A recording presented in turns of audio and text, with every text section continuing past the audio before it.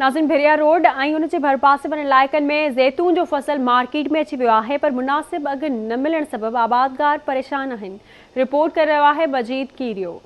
साहिती परगणे जे शहर भेरिया रोड, जंहिंखे माज़ीअ में माचकी जे नाले सां सॾियो वेंदो हो, उन इलाइक़े में आबादगारनि ऐं मज़दूरनि जे रोज़गार जो ज़रियो बणियल ज़ैतूननि जा बाग़ आहिनि। हितां जा ज़ैतून मुल्क तोड़े परॾे में पिणु मशहूरु आहिनि। बाग़नि जा ठेकेदार हिन ख़ुशबूदार मेवे खे पाकिस्तान जे मुख़्तलिफ़ शहरनि कराची, हैदराबाद, सखर, मुल्तान, कोयटा, पेशावर, लाहौर, नौरग समेत दुबई, सऊदी अरब, ईरान ऐं मुतहदा अरब इमारातुनि ॾांहुं मोकिले नाणो कमाइनि था।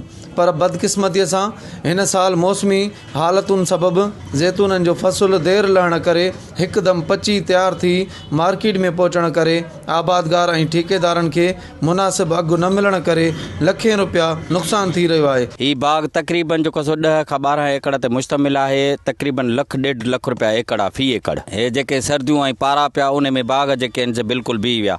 उन खां पोइ जेको आहे एकड़ ते जेको आहे तक़रीबन 50 खां 60 हज़ार रुपया ख़र्चो आहे। हीअ जेका ओचितो जेका गर्मी पई आहे, इन गर्मी पवण शर्त ई जेको आहे बाग पची रास थी विया आहिनि ऐं उन खां पोइ जेको आहे हिन जो रेट जेको आहे तमामु किरी पियो आहे। तक़रीबन 250 ताणी 200 खां 250 ताणी ख़र्चो आहे फी पेती जो। उन जे बावजूदि ख़रीदारी मिलायो, हर शइ मिलायो, हिसाब लॻाईंदो पोइ तक़रीबन 9 एकड़ आहिनि त हींअर 7-8 लख रुपया तक़रीबन नुक़सान थी रहियो आहे।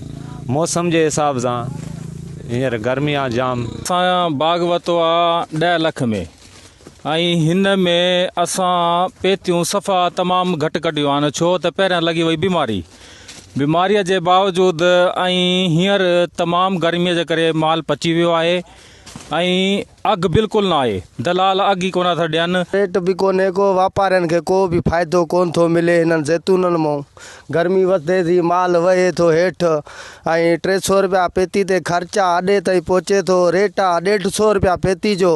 पोइ जेके असांजा सेठियूं आहिनि उहे पघारूं जेके आहिनि सो लेट सां बि ॾियनि था। आसिरो थो मिले हुननि खे, असांखे बि आसिरो थो मिले। भेरिया रोड भरिसां ज़ैतूननि जे बाग में आबादगारनि जूं ऐं हितां जे वापारियुनि जूं ॻाल्हियूं ॿुधियूं। हिननि जो इहो चवणु आहे त सिंध हुकूमत ज़ैतूननि खे ॿाहिरि एक्सपोर्ट करे त जीअं हितां जेको आहे सुठो नाणो कमाए सघिजे। कैमरामैन गफ़ार चन्ना सां गॾु अब्दुल मजीद कीरियो, आवाज़ TV, भेरिया रोड।